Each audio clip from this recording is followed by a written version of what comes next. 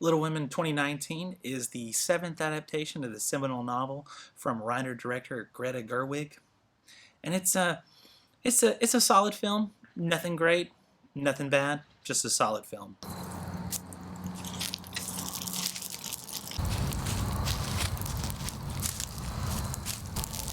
Little Women stars Saoirse Ronan, Emma Watson, Florence Pugh, Laura Dern, Meryl Streep, and several others in the film, along with Timothee Chalamet as the main male character in the film, so to speak. It's a solid film. The costumes are really good. A lot of the sets are really good. One thing I didn't like about some of the sets is some of the buildings that you see in the background.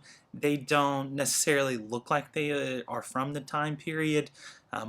And I mean, this is just nitpicking, but a lot of the roofing material is obviously not from 1880s.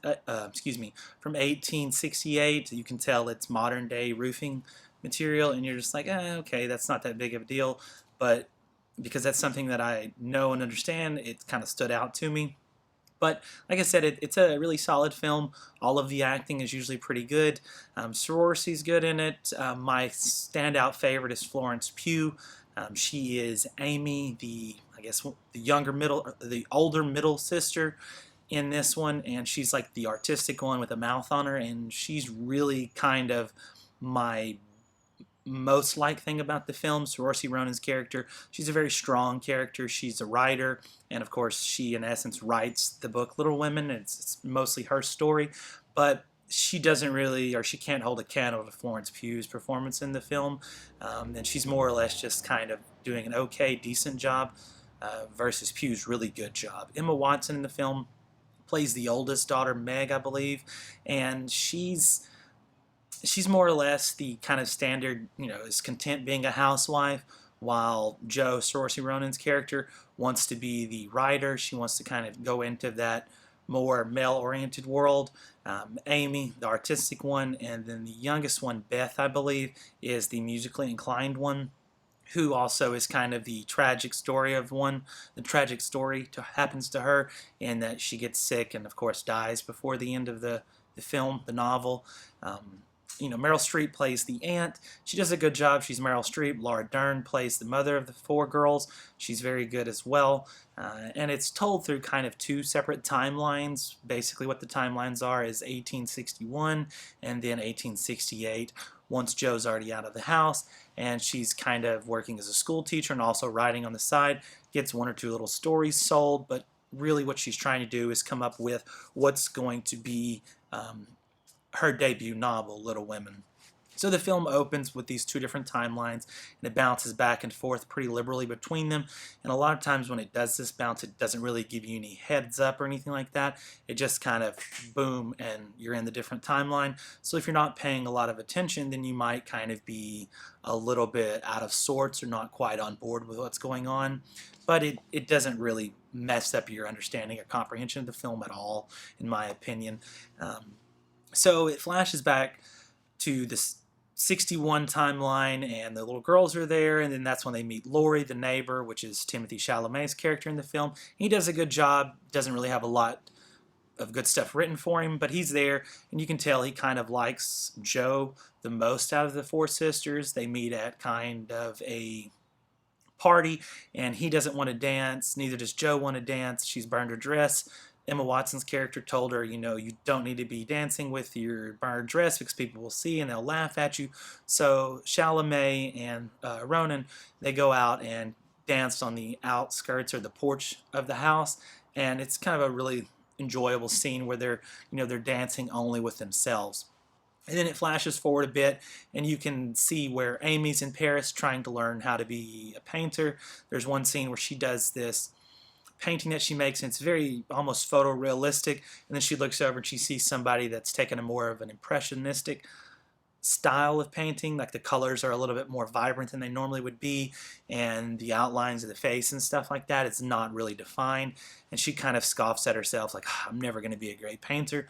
But she meets Laurie later on there while she's out with her aunt, Meryl Streep, and they kind of or talk about, oh, let's get together and have a party or meet up or whatever. But Laurie's kind of an alcoholic at this point, since he is kind of the spoiled little rich kid, doesn't, an only child whose father since died, and he's being raised by his rich grandfather. And they kind of have a little bit of a tiff there, and then, you can see a bond starting to form between them. And then another flashback is you see Saoirse Ronan. She gets a message. She has to come back and see her family. We find out that the youngest daughter, Beth, is sick. So she goes back, visits them, and then it then flips backwards to when they were younger in 61. And they meet the neighbor, Laurie's grandfather, who, because his daughter, who had already passed, was musically inclined as well. She had a really nice piano. And he makes the comment that Beth, I believe, can come use the piano anytime. It won't bother me. I would actually like to hear the music from time to time. So there's a couple scenes where Beth is playing the piano, and you can see her talented. All four girls are talented in their own aspect. Emma Watson's kind of the one that's the least used in the film, as she is just the kind of standard housewife, and she's content being that. While the others are more, a little bit more independent. They don't need a man in any of these instances. They're going to go off and do what they want to do. They're all very free-spirited, especially Florence Pugh's character, Amy. She's, like I've already said before, she's the best in the film, and, she's nominated for an Oscar for it, along with Saoirse Ronan, along with the film being nominated for Best Picture, Best Adapted Screenplay. I don't really agree with the Best Picture Adapted Screenplay nominations. It seems more or less just kind of a... it's a participation trophy. There ain't no other way to cut it. The only one that really deserved any nominations in this film was Florence Pugh, because her performance was so outstanding as compared to the rest of the film. So there's a little bit of a couple time jumps back and forth between the separate times where Ronan's character is in New York, I believe, and she's trying to be a writer. She gets turned down on one thing. She gets a heavily edited story put out. She talks to somebody that likes her, and he's like, well, I don't really think this is very good. She gets mad and runs off back to home. Over in Europe, you can see the relationship starting to develop between Laurie and Amy, and Amy has one guy that's wanting to propose to her. She turns him down. She tells Laurie that she turns him down, and then on the boat ride back, they end up getting hitched, kind of completing their little relationship arc, and giving them both peace in an essence, because Laurie obviously had the hots for pretty much every one of the sisters, and he really liked Jo the most, but Jo kind of turned him down because she doesn't really feel that way. She sees him more as kind of a friend. And then he meets Amy and kind of meets his equal in terms of rambunctiousness and just, wholly independent, and, kind of do what you want to do. And, she's going to tell you her mind, regardless if you want to hear it or not. And most of the time she does it in a very funny way. In fact, most of the jokes or the humorous parts in the film, come from her character more so than any other ones. And once they get back, Jo doesn't know about the marriage between Laurie and Amy, so she writes a note to Laurie, and she's going to give it to him to express her true feelings, kind of apologizing for turning him down in the past, because he had already proposed to her at least once, because he'd been chasing after her for a couple years. Well, she finds out. They kind of reconcile their friendship to the point where it's okay, we're just going to be friends. And then she starts writing the book about her sisters and her life, which would become the novel Little Women. So she writes it, turns in a couple chapters of it. The publisher, editor, he reads it. He doesn't really like it, doesn't really understand it. And then he just takes and stashes a couple of the chapters at his house, where his daughters would eventually find it. Once they find the pages, they read it. And then they ask their father, what happened? What's going to happen? Where's the rest of the book? How does it end?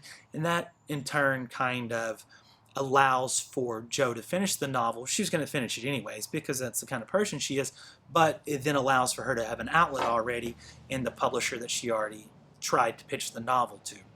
So she ends up, finishing the novel, and then it kind of flashes forward a little bit more to where, everything's kind of said. The youngest daughter, sister Beth, has since died, and Laurie and Amy are happy. Emma Watson's character seems to be getting along with her life. The housewife doesn't have a lot of money, but she's happy. She's got a couple children. She seems to be doing good at it.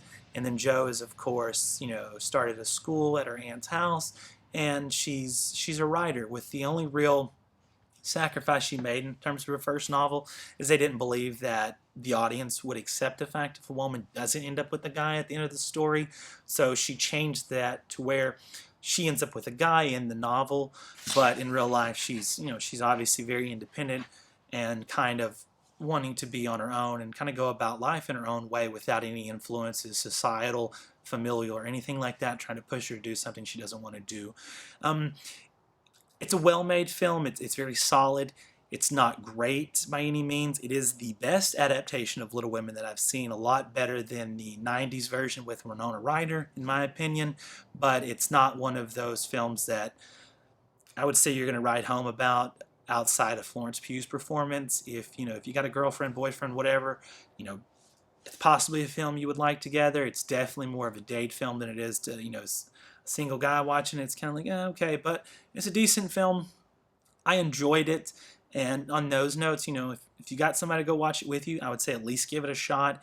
It's well made. Greta Gerwig knows how to make a film, but it's just Lady Bird was probably a better film by Greta Gerwig than this, and it's just one of those films that, did this actually need to be made?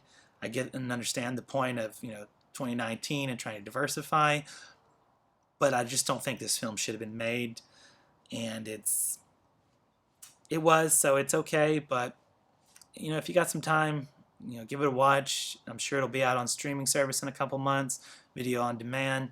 You can watch it there, more so than having to go find one of the limited theaters that have it in it. But it's a decent film. It's not terrible. It just feels a little bit long. It's 2 hours and 15 minutes, give or take a few, and it feels every bit of that, because the two different timelines that aren't super clear in a lot of instances, but it's not a bad film, so you're not going to watch it and be like, oh my god, I just watched an awful film.